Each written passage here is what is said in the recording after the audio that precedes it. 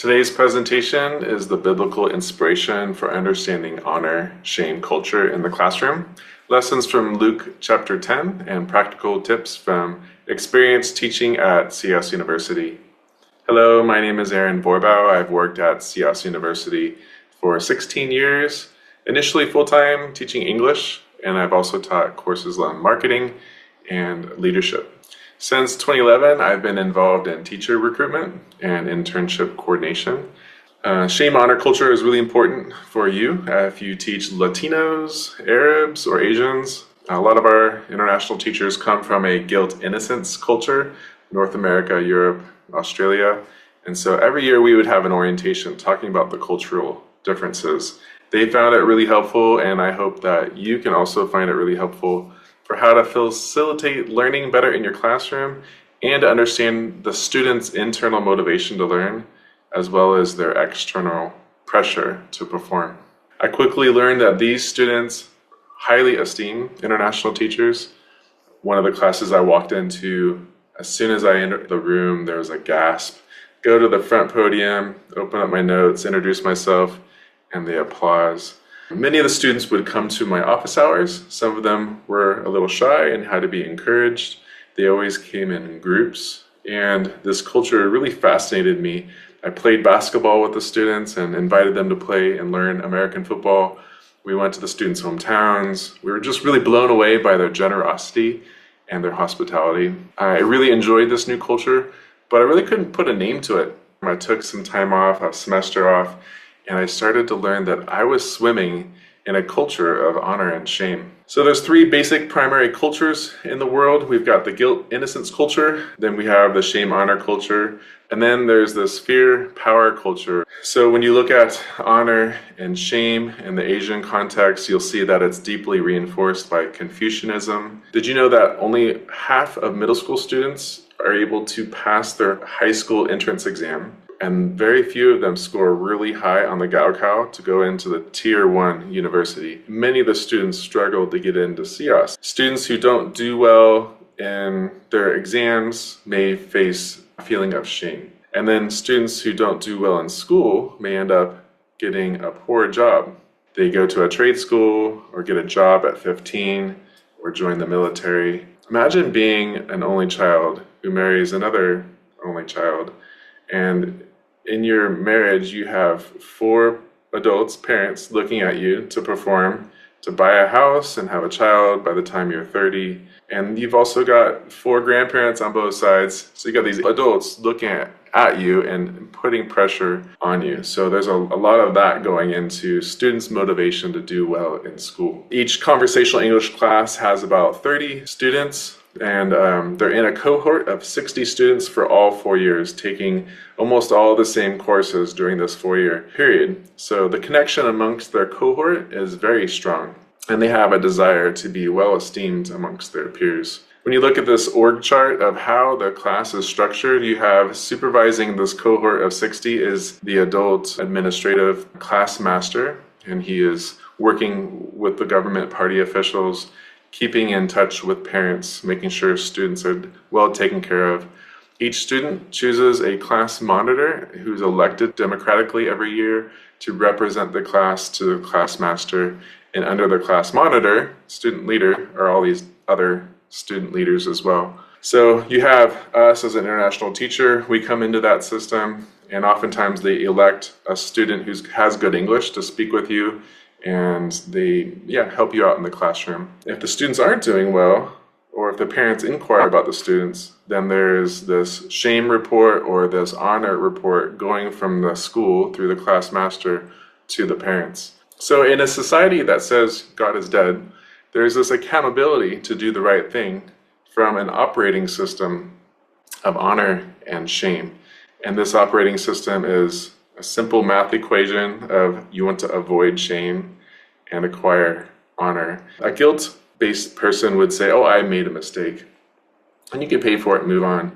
Whereas in a shame culture, that person says, I am a mistake. Let's look at a map and see where all these people live. See, the red is all the honor shame, blue is the guilt innocence, and the green is in sub-Saharan Africa and other tribal areas. When you get into the Bible, you'll read all three of these cultures, but it's predominantly honor shame culture. Looking at Luke chapter 10, you'll see the different colors. The gold yellow color is honor, and the red is shame. So this is the story where Jesus sends out the 72, the 12 disciples, and they brought along 5. And they go 2 by 2 to the different towns, preparing the future ministry of Jesus. And he says, don't bring money with you. When you go to the house, say to them an honor word, peace to this house.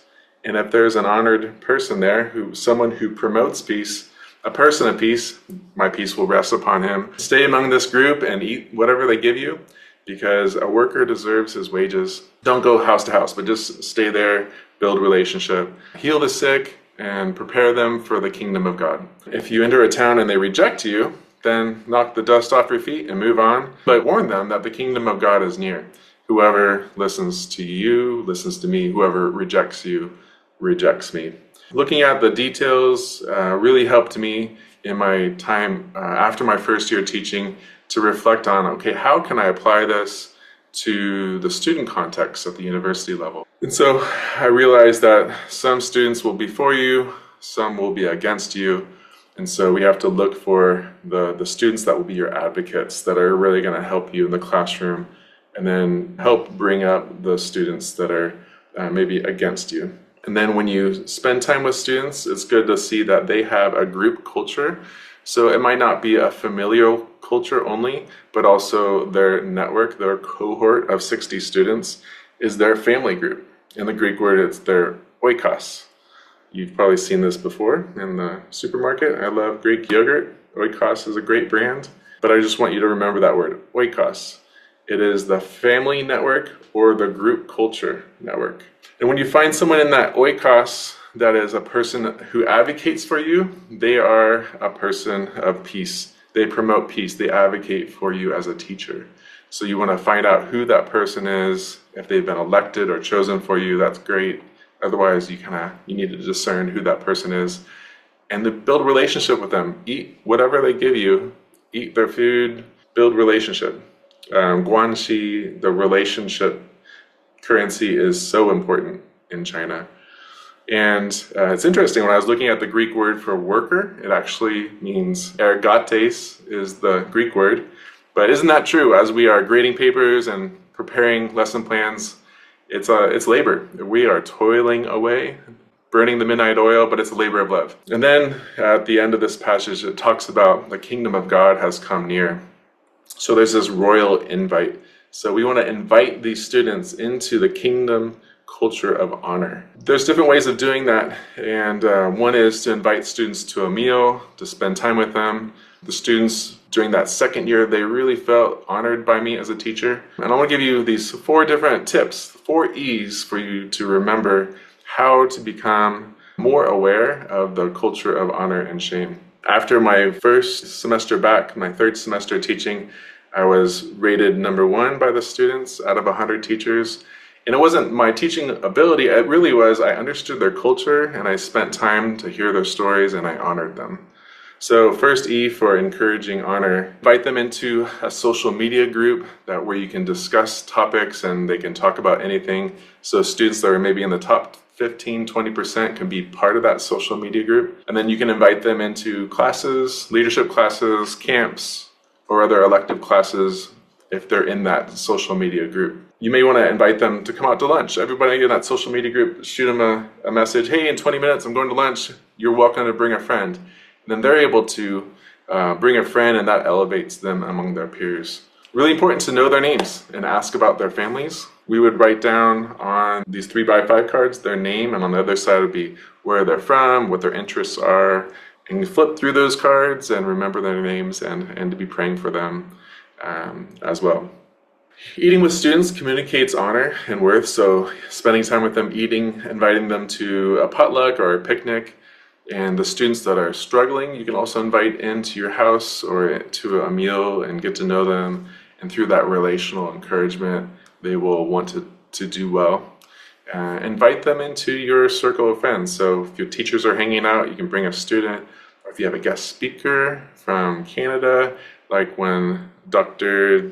David Catterick visited our school, I would invite our students to get to meet them, and that elevated the students in their social status to hang out with Dr. Catterick. Keep an eye on the issue and also on the relationship. So you want to ease conflict.